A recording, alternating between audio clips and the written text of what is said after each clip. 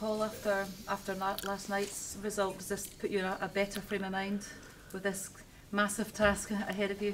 Yeah, I think so. You're right what you said, it's a massive task ahead of us at the weekend, but I think we've got to take the positives from the midweek fixture. Being 2-0 down at home, it would have been easy just to kind of sit back and accept that, but no, we stood up tall and fought for each other, fought for the club and the fans, and managed to get back into the game. So yeah, I think we've got to take a bit positive from that, and hopefully that'll lead into the weekend. Your manager had some pretty harsh words to say afterwards, didn't he? He said that he found it staggering that some of the players weren't 100% committed, certainly in the first half. Do you concur with that, or how hard is that to hear as a player? Presumably you feel you are 100% committed. I'm not saying he was saying that you weren't. Yeah. But, you know. No, obviously that's kind of not something that you want to hear being labelled at your team at all, not just individuals, but as a team as a whole. So no, it's something that we look to put right in the second half, and something that we'll obviously be concentrating on this weekend. Like I said, that I felt like there wasn't too much in the game in the first half, but in terms of Livingston managed to take their chances, and it puts a whole different perspective on the first half. So but as I said, we showed great character to get back into the game, and we've got to take that positive kind of feel good factor into the weekend. I guess you would also take positives from the last time you played Celtic as well, not just the result, but that performance. And I guess maybe that's where the frustration comes from the manager's point of view, that you have shown this season that you can perform like that, whereas the first half last night, obviously that kind of frustration came into his thoughts. Yeah, definitely. I mean, I'm under no illusions that we're going to need to be right at our game for the whole 90 minutes. Come Saturday, it's going to be a difficult task, and against a very good team. But as you said, we more than matched them at Easter Road earlier in the season, and we're going to have to do it all again. Obviously, different surroundings this time. We've been obviously a cup competition in the semi-final and a lot at stake, but we're going to need to do it all over again. There's no doubt about it. Celtic have had such dominance at Hampden for the last few seasons. How can Hibs be the team that ends that?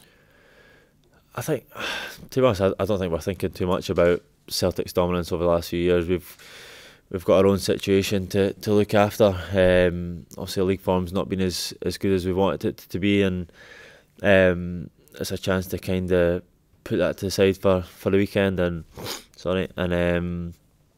I just try and put that to bed and really concentrate on trying to get to a National Cup final, which is massive for the club, financially, for the whole feel good factor around the place. It'd be a great experience for a lot of boys, especially we've got a lot of new boys as well who've maybe played down south and not had a taste of that kind of atmosphere. So no, it's a massive game for us. Can there be a danger in getting too caught up in what Celtic do and how dominant they've been? If you get too caught up in that, is that a danger that maybe for the younger players they can feel, well, we're beaten already in a sense? I think every time you play against Celtic, it's the same really, that they've been dominant for a few years now. You know you're going to have to play at your best. Maybe a few Celtic players have an off day or things like that. But there's no doubt a free-flowing Celtic are going to be difficult to beat. But we need to find a way to do it, because we want to be in that cup final just as much as anyone else. So we'll be giving it our all. 10 games into the season and only one win, Paul. What would you put the bad falling down to? Draws. It's just whether it's been leading in games, which has been the majority of the time we've been leading and not seeing the game out, or as it's been in the Livingston game just past, where we've had to fight back. And obviously there's a bit more feel good factor about that, because we've dug deep and we've managed to get back into the game. But it's not something that we can be happy about drawing at home. At the home games, we need to be 3 points if we want to be where we should be at the end of the season. So I think it's at times with some results that probably went in our favour, but it's not looking as bad as it could have been. But we've just got to try and take the positives. To be honest, no one's beating us at the minute, so we've got to keep that as a positive. But I think in terms of seeing games out, especially in the last few weeks, that we should have been doing that better and got a lot more points for our efforts. Hibs didn't sell their allocation of tickets. Can you understand the potentially why some Hibs fans would be frustrated and don't want to make the trip through to Hampden? I think there's probably various factors. I've said that the performance of the squad at the minute is probably not as good as what fans would hope. Not been getting results that we should have, and also kick-off times, things like that can come into play that might not be suitable for everyone. So, but listen, there's fans here. I was thinking back earlier. There was a semi-final a few years ago when I was growing up watching, and Hibs had probably some amount of fans here against Rangers and a young squad, and we managed to get through to the cup final that year. So there's no doubt. Listen, the fans that are coming on Saturday will be right behind us and giving us all the help they can. So we've just got to use that as much as we can and put on a performance for them. The fans have been quite vocal in their disapproval recently. How difficult is it in modern day football to try and win the fans back, and how do you feel you can? Yeah, it's difficult. Listen, they pay their money every single week. Hibs fans have been great in the last few years. Season ticket sales, even away days, they're out in their numbers. So there's no complaints to me in terms of them venting their frustration, because listen, we've had a good kind of couple of seasons where we've played a lot of good football, and right now the results haven't been good enough. So they're more than entitled to vent their frustration, but we just need to dig deep as we did on the other night, Wednesday night, and just try and put on performances for them, and the ones that maybe are a bit more frustrated than others we've got to try and win them back. And I'm sure play well on Saturday and we get to a National Cup final, then they'll all be back in their numbers. The manager has been very specific in his criticisms. Have you as players held players meetings and talked this through?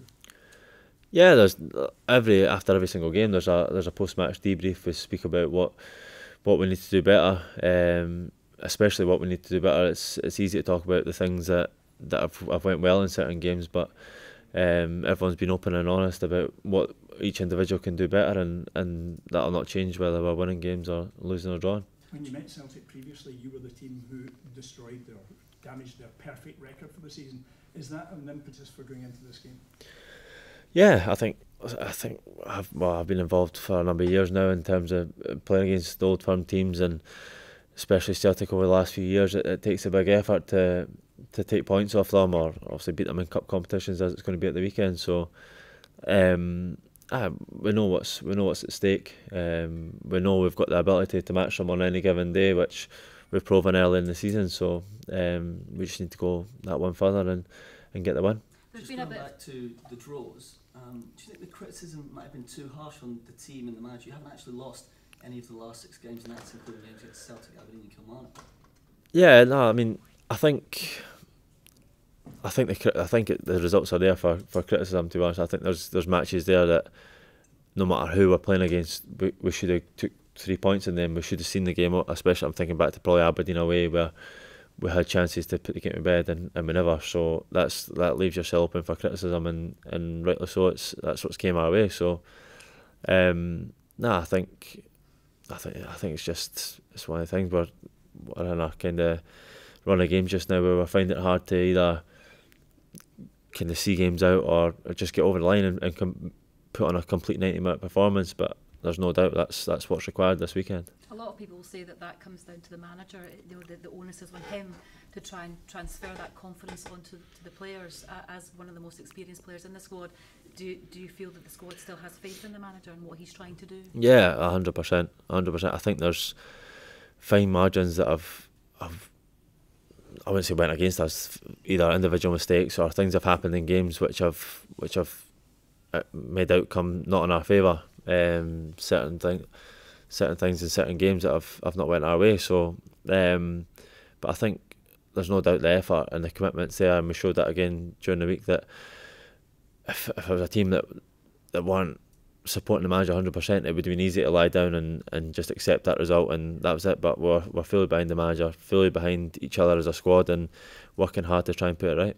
Can I ask you a question just aside from the Betfred Cup, but it is relevant to what potentially could happen? I don't know if you know FIFA have written to the SFA to adopt this 3-point kind of protocol if there's any discriminatory chanting from the stands, and one of those things is that players could walk off. I'm just wondering if you and your teammates heard any discriminatory chanting, would you be prepared to walk off?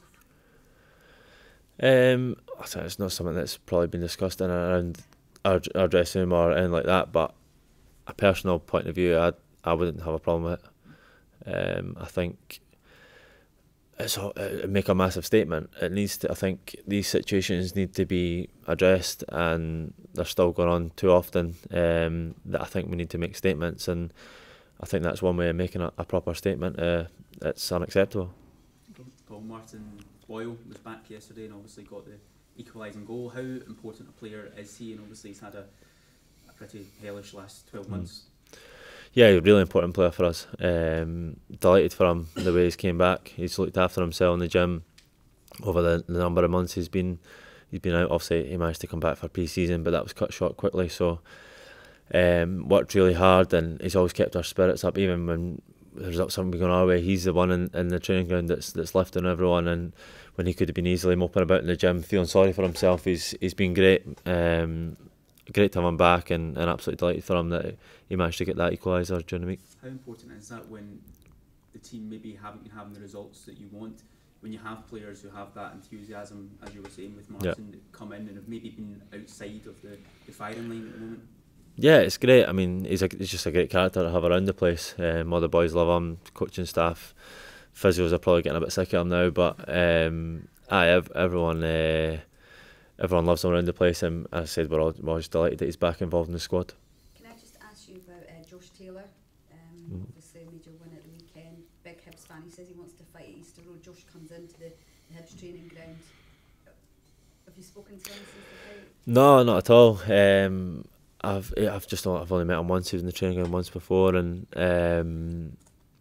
just amazing. I watched the fight. It was just inspirational, really. The way he fought, and just technique, everything that you wanted to see from him, he produced. And absolutely delighted from him. It's always kind of have that feeling towards someone that's kind of close to home. You really want to support them and do well, and absolutely delighted to see how well he's doing, and he deserves everything he gets.